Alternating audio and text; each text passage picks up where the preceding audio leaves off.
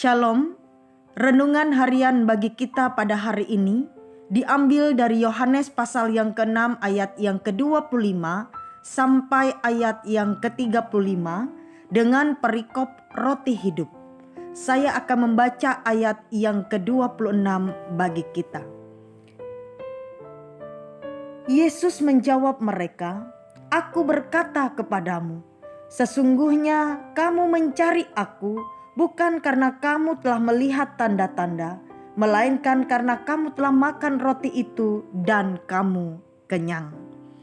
Bapak, Ibu, saudara-saudara yang terkasih, ada berbagai motivasi orang ketika ia memilih untuk menjadi pengikut Kristus.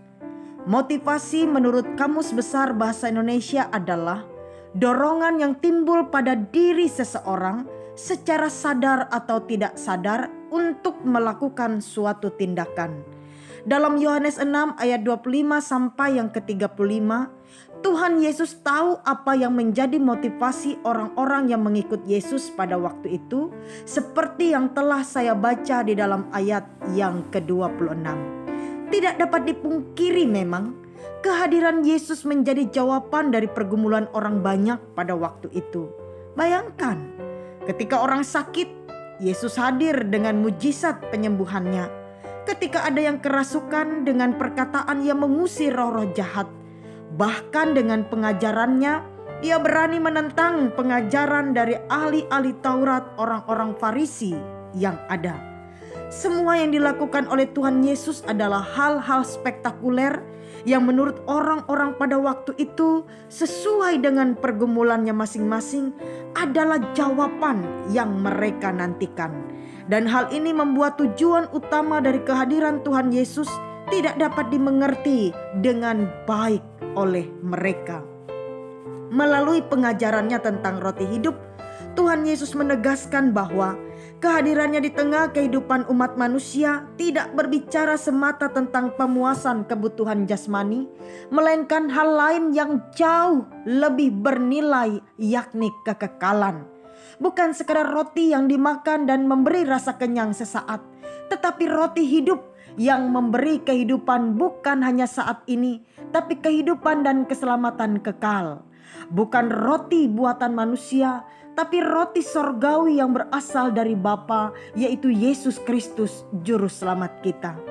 Bapak, Ibu, saudara-saudara yang terkasih, ketika kita memiliki motivasi yang salah dalam mengikut Yesus, maka kita tidak akan pernah mengerti dan memahami dengan benar arti kehadirannya.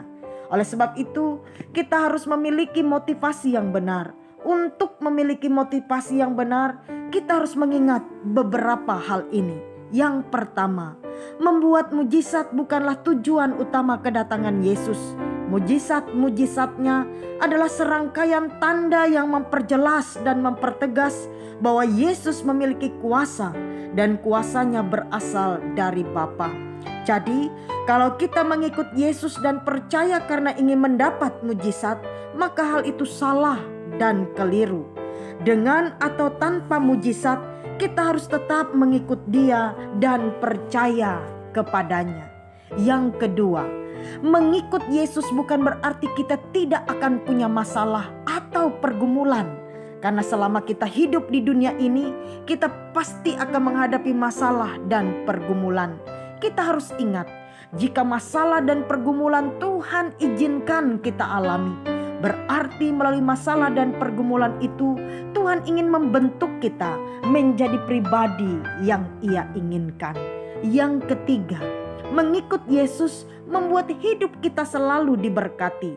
Diberkati yang saya maksud bukan hanya berbicara tentang berkat-berkat jasmani seperti kekayaan, kesehatan, kesuksesan, dan lain-lain, tapi berkat-berkat rohani, yakni damai, sejahtera, sukacita, pengharapan di dalam Tuhan.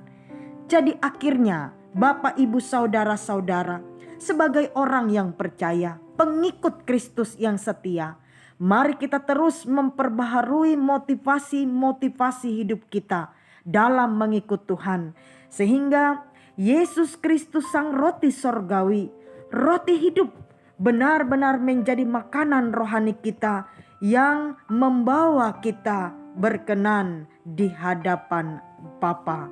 Kiranya Tuhan Yesus memberkati kita melalui firman-Nya. Amin.